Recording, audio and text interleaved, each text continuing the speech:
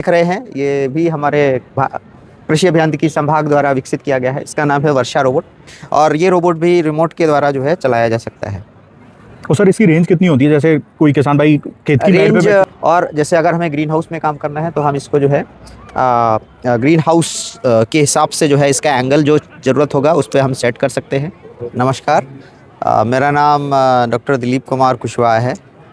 मैं कृषि अभियांत्रिकी संभाग भारतीय कृषि अनुसंधान संस्थान पूसा न्यू दिल्ली से हूँ और हमारे कृषि अभियांत्रिकी संभाग ने यहाँ पर पिछले कुछ विगत वर्षों में जो मशीनें बनाई हैं, जिन पे शोध किया है, वो यहाँ पे स्टॉल में प्रदर्शित की गई हैं।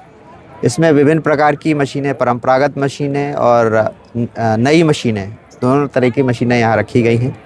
और इन मशीनों से किसान जो है अगर खेती करते हैं तो उन्हें काफ़ी आसान हो सकता है। जो कृषि कार्य के ऑपरेशंस होते हैं वो उनमें काफ़ी मदद मिलती है।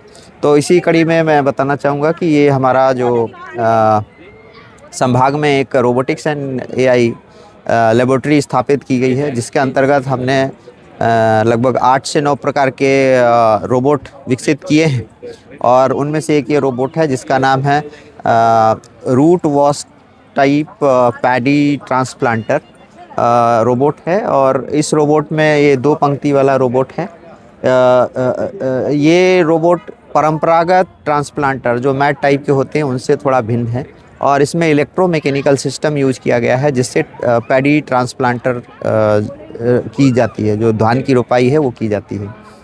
और इस रोबोट को किसान भाई या बहनें जो है खेत पर मेड़ पर ही बैठकर रिमोट के द्वारा इसको संचालित कर सकते हैं। और साथ ही साथ अगर इसको चलाना है तो इसमें जो पौध होती है, नर्सरी होती है, वो आसानी से इसमें फिट की जा सकती है, रखी जा सकती है। और एक बार बैटरी चार्ज करने में ये 3 से 4 घंटे आसानी से चल सकता है। इसके अलावा हमारे संभाग ने एक और रोबोट बनाया है जो कि robotic pesticide applicator for green house and open field है।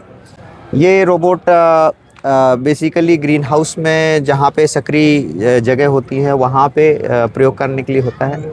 इसमें जो बूम दिया गया है, बूम विभिन्न अवस्थाओं में हम सेट कर सकते हैं, जैसे वर्टिकल है, हॉरिजेंटल है या एंगल में। और जैसे अगर हमें ग्रीन हाउस में काम करना है तो हम इसको जो है ग्रीन हाउस के हिसाब से जो है इसका एंगल जो ज़रूरत होगा उस पर हम सेट कर सकते हैं। और तो आप देखेंगे कि ये जो है धीरे धीरे अपना जो है सेट ऊपर की तरफ चला जाएगा। तो जितने एंगल में हमें सेट करना है उतना एंगल हम जो है सेट कर सकते हैं और आसानी से जो है जो इसकी पोजीशन है वो सेट कर पाएंगे। इसमें हमने डिफरेंट सेंसर दिए हुए हैं, जैसे आप देख रहे हैं ये काले कलर में, ब्लैक कलर में जो है ये सेंसर हैं, जो कि ग्रीन हाउस के अंदर बेलें होती हैं उनकी जो उपस्थिति है उसको चेक करते हैं कि कहाँ पर है। और उसके बाद ही जो इसमें नोज़ल लगे हुए हैं वो कार्य करते हैं। साथ ही साथ इसमें जो है हमने 50 लीटर का टैंक दिया हुआ है, जिसमें जो केमिकल है वो घोला जा सकता है। और ये रोबोट भी एक बार बैटरी चार्ज करने के बाद 3 से 4 घंटे आसानी से चल सकता है। तो जैसे आपने अभी देखा कि ये रोबोट हॉरिजेंटल में था, फिर एंगल में इसका बूम है, फिर एक वर्टिकल हो जाता है।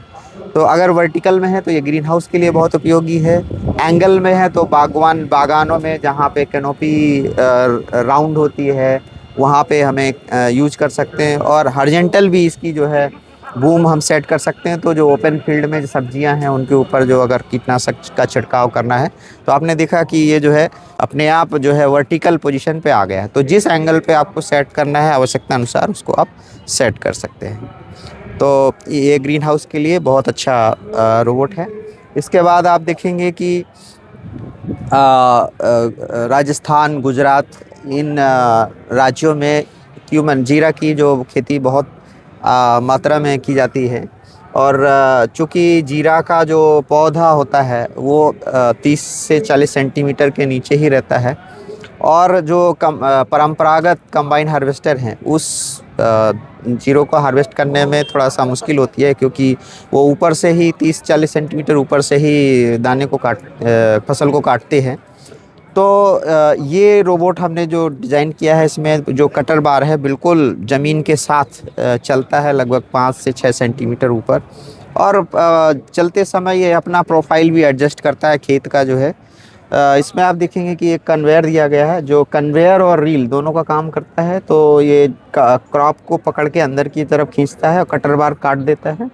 उसके बाद जो भी फसल काटी जाती है वो यहाँ पे आप टैंक देख रहे हैं, इस बॉक्स में जो है कपड़े का एक बैग टांग सकते हैं उस बैग में, या जाली वाला, तो उसमें जो है इकट्ठा हो जाता है। और ये रोबोट भी रिमोट के द्वारा जो है चलाया जा सकता है।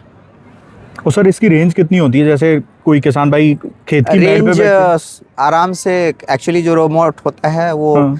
1 किलोमीटर तक काम करता है, अगर अच्छा। कोई उसमें बीच में कोई व्यवधान नहीं है। हम्म। तो अगर यूज करना है तो 100 मीटर्स के लिए कोई दिक्कत नहीं अच्छा, होती, खेत की आसानी मेड़ से- पे बैठ के किसान आराम से इसको आसानी ऑपरेट से कर काम सकता किया है। जा सकता है। जी। देख रहे हैं, ये भी हमारे कृषि अभियांत्रिकी संभाग द्वारा विकसित किया गया है। इसका नाम है वर्षा रोबोट, जिसमें वेरिएबल स्वाथ हर्बिसाइड एप्लीकेटर है। तो इस रोबोट की खासियत ये है कि इसमें सोलर पैनल दिए गए हैं, जो कि 800 वाट का टोटल पावर जनरेट कर सकते हैं। और इस रोबोट का नाम जैसे कि है वेरिएबल स्वाथ, तो ये अपनी चौड़ाई जो है परिवर्तित कर सकता है चलते समय। साथ ही साथ इसको कहीं दूर ले जाना है तो आप ट्रैक्टर के साथ भी इसको कनेक्ट कर सकते हैं, इसमें हिच दिया गया है। और इसके पीछे अगर देखेंगे रोबोटिक आर्म्स हैं।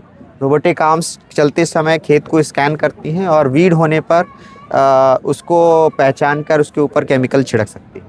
तो इसमें इसके साथ साथ ये ना ओनली कि जो हर्बिसाइड है, बट ऑल्सो अदर ऑपरेशन के लिए भी हमने टूल्स बना रखे हैं, जो कि इसमें अटैच हो सकते हैं। जैसे सोइंग करना है तो वो भी हम इस रोबोट के माध्यम से कर सकते हैं।